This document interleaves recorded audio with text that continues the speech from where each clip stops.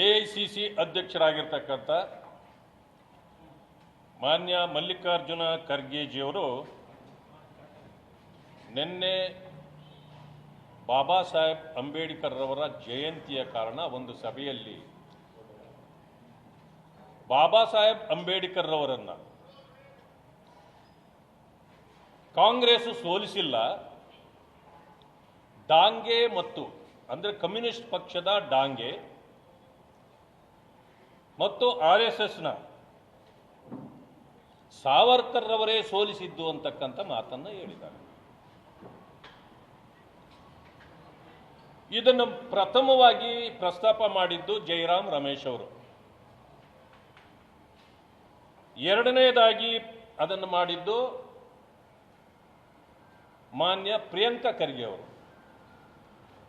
ಮೂರನೇದಾಗಿ ಪ್ರಸ್ತಾಪ ಮಾಡಿದ್ದು ಮಾನ್ಯ ಮುಖ್ಯಮಂತ್ರಿಗಳಾಗಿರ್ತಕ್ಕಂಥ ಸಿದ್ದರಾಮಯ್ಯ. ಈಗ ಎಐಸಿಸಿ ಅಧ್ಯಕ್ಷರು ಕೂಡ ಅದನ್ನೇ ಮಾಡಿದ್ದಾರೆ.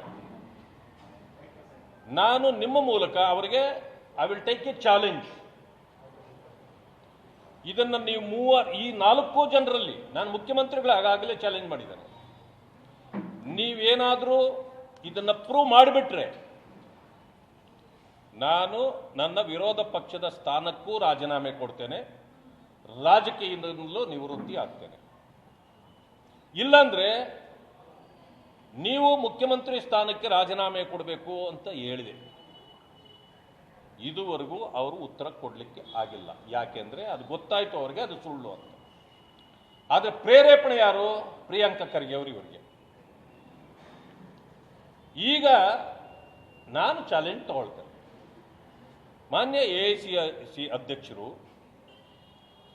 ಇದನ್ನ ಪ್ರೂವ್ ಮಾಡಿಬಿಟ್ರೆ ನಿಮಗೂ ಅಷ್ಟೇ ಹೇಳ್ತೇನೆ, ನಾನು ನನ್ನ ಸ್ಥಾನಕ್ಕೆ ರಾಜೀನಾಮೆ ಕೊಡ್ತೇನೆ. ಇಲ್ಲ ಅಂದ್ರೆ ನೀವು ನಿಮ್ಮ ಮಗ ಸಿದ್ದರಾಮಯ್ಯ ಮತ್ತೆ ಜೈರಾಮ್ ರಮೇಶ್ 4 ಜನರು ರಾಜೀನಾಮೆ ಕೊಡಬೇಕು. ರಾಜಕೀಯದಿಂದ ನಿವೃತ್ತಿ ಆಗಲಿಕ್ಕೆ ನೀವು ಸಿದ್ಧರಿದ್ದೀರಾ? ಅಷ್ಟು ಮಾತ್ರ ಅಲ್ಲ, ನನಗೆ ಬರ್ತಕ್ಕಂಥ ಸಂಬಳದಲ್ಲಿ 1,01,000 ರೂಪಾಯಿ ಬಹುಮಾನವನ್ನು ಕೊಡ್ತೇನೆ ನಿಮಗೆ. ನೀವು 4ರಲ್ಲಿ ಯಾರೇ ಪ್ರೂವ್ ಮಾಡಿದ್ರೆ ಅವರಿಗೆ ನಾನು 1,01,000 ರೂಪಾಯಿ, ನನ್ನ ಸ್ವಂತ ದುಡ್ಡು ಎಲ್ಲಿ ಒಡೆದಿರೋದಲ್ಲ,